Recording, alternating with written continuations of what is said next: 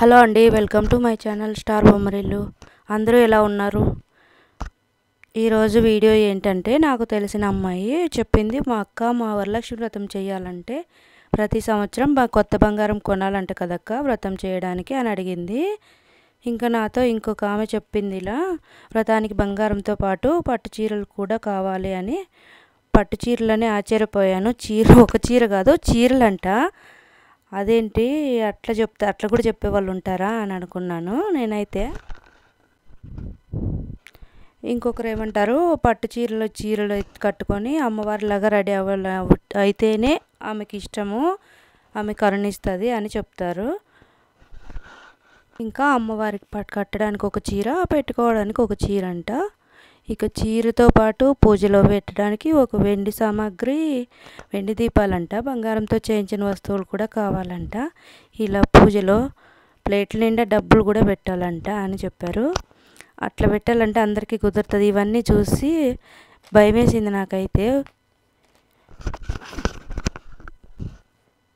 ఇట్లా చెప్తే పండగ చేసుకోవాలన్న ఆశ కూడా పోతుంది. సామాన్యులు ఎక్కడ చేస్తారండి ఇవన్నీ? వీటన్నిటికీ కలిపి నేను ఒక కథ చెప్తాను మీకు. వీటన్నిటికీ సమాధానంగా చెప్పాలంటే ఆ కథే ఇంపార్టెంట్. ఎందుకంటే అందరికీ తెలిసిన కథే అది. నేను కొత్తగా ఏం చెప్పట్లేదు, మర్చిపోయి ఉంటారు. అందరూ వినిండే కథే అది, పాత కథ. ఓసారి గుర్తు చేద్దాం అనుకుంటున్నాను, అంతే, ఏం లేదండి. అదే శ్రీకృష్ణ తులాభారం. మీకు అందరికీ తెలిసే ఉంటుంది. ఈ కథ వింటే మీ అందరికీ సమాధానం దొరుకుతుందని అనుకుంటున్నాను. ఇంకా కథలోకి వెళ్తే, సత్యభామకు అహంకారం ఎక్కువ అండి. అది అందరికీ తెలిసిందే కదా. సత్యభామ శ్రీకృష్ణునిపై ఎంతో ప్రేమతో పాటు తన అందం మీద మరియు తన సంపద మీద ఎక్కువ మక్కువ చూపిస్తుంది. భర్తపై తన హక్కును కూడా గర్వాన్ని తెలుపుతూ ఉండేది. అహంకారాన్ని చూసి ఒకసారేమో నారద మహర్షి ద్వారకకు వచ్చి సత్యభామతో ఇలా అన్నారండి. ఏంటి అంటే, నీవు శ్రీకృష్ణుడిపై ఎంత ప్రేమ చూపుతున్నావు కదా. శ్రీకృష్ణుడు అనగానే సత్యభామకి ఎక్కడలేని ఆనందం వేసింది. నువ్వు శ్రీకృష్ణుడిపై ఎంత ప్రేమ ఉందో చూపించగలవా అని అడిగాడు. అది వినగానే సత్యభామ అంది, నారద మహర్షి గారు, ఆ మాట వినగానే సత్యభామ ఏమంటుందంటే, దానికి ఎంతైనా ఇస్తాను, నా ఆభరణాలు బంగారం అన్నిటినీ ఇచ్చి నా భర్తని కొనగలను, అంత ప్రేమ ఉంది నా దగ్గర అంది. దీనిపై నారదుడు ఒక చిన్న నవ్వు నవ్వాడు.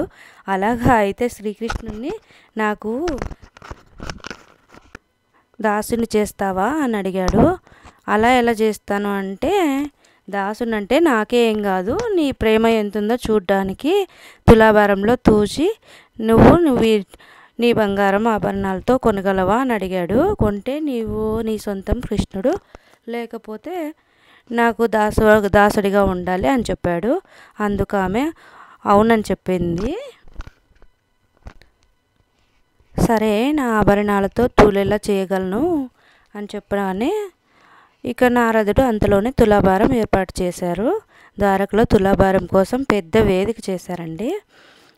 ఒకవైపు తులాభారంలో శ్రీకృష్ణుడు కూర్చున్నాడు, మరోవైపు తన బంగారు ఆభరణాలు, రత్నాలు, బంగారం వస్తువులు, తన ఉన్న సంపద అంతా తెచ్చి ఆమె సత్యభామ తులాభారంలో ఉంచింది. ఎంత వేసినా తూగలేదు తులాభారం అయితే. అప్పుడు సత్యభామకి ఆశ్చర్యం వేసింది. ఇదేంటి, ఇంత సంపద వేసినా తూగలేదంటే సత్యభామ చాలా భయపడిపోయింది. ఇదేంటి, నా ఇంత సంపద వేసినా ఆయనకు తూగలేకపోయింది అని ఆశ్చర్యపడుతూ అప్పుడు శ్రీకృష్ణునితో ఇలా అడిగింది, ఏంటి స్వామి ఇలా? అప్పుడు నాకు భయం వేస్తుంది, ఇప్పుడు ఇట్లా జరుగుతుంది, నేను ఇట్లా చెప్పినాను నారదునికి, నాకు ఇప్పుడు ఏం చేయాలి అని అడుగుతుంది కృష్ణుడిని. అప్పుడు కృష్ణుడు చెప్పాడు, ఇక నీకు ఇలా కుదరదు, నువ్వు రుక్మిణీదేవితో సలహా అడుగు, ఆమె నీకు సహాయం చేస్తుంది అని చెప్పాడు. అందుకు రుక్మిణీదేవి దగ్గరికి వెళ్ళింది సత్యభామ. అయితే జరిగిందంతా చెప్పింది. నారదునితో ఇలా చెప్పాను, ఇట్లా జరిగింది, ఇప్పుడు ఏం చేయాలి, ఇట్లా నా దగ్గర ఉండేవన్నీ పెట్టినా తూగలేదు అని చెప్పింది. నాకు ఇట్లా తులతూగలేదు, అవమానంగా ఉందక్క, నేనేం చేయాలో అర్థం కాలేదు అని చెప్పేసింది తనకేను. సరేలే నేను సహాయం చేస్తానులే అని రుక్మిణీదేవి అయితే అక్కడికి వచ్చింది. అంతలోనే సభ దగ్గరికి వచ్చిన రుక్మిణీదేవి అయితే అక్కడ పరిస్థితిని అర్థం చేసుకొని నారదుని ఆశీస్సులు తీసుకుంది. ఫస్ట్ తులాభారంలో భక్తితో శ్రీకృష్ణుని వేడుకొని ఒక తులసి దళం అందులో వేసింది. కానీ తులసి దళం వేసేటప్పుడు ఆమె ఏం చేసిందో తెలుసా? ఒక మాట చెప్పి అందులో తులసి దళాన్ని వేసింది. అది ఏమిటో తెలుసా? నిజమైన భక్తితో ఈ తులసి దళాన్ని భగవంతుడికి సమర్పిస్తున్నాను అదే అని చెప్పి తులసి దళాన్ని అయితే సమర్పించింది. అప్పుడు అన్ని ఆభరణాలు అంత సంపద పెట్టినా తులతూగని ఆ తులాభారం ఈ ఒక్క తులసి దళంతోనే పైకి లేచింది. శ్రీకృష్ణుడి బరువుకి ఈ తులసి పత్రమే సరిపోయింది. దీన్ని బట్టి మీకేమర్థమైందో తెలుసా? కమెంట్లో చెప్పండి ప్లీజ్.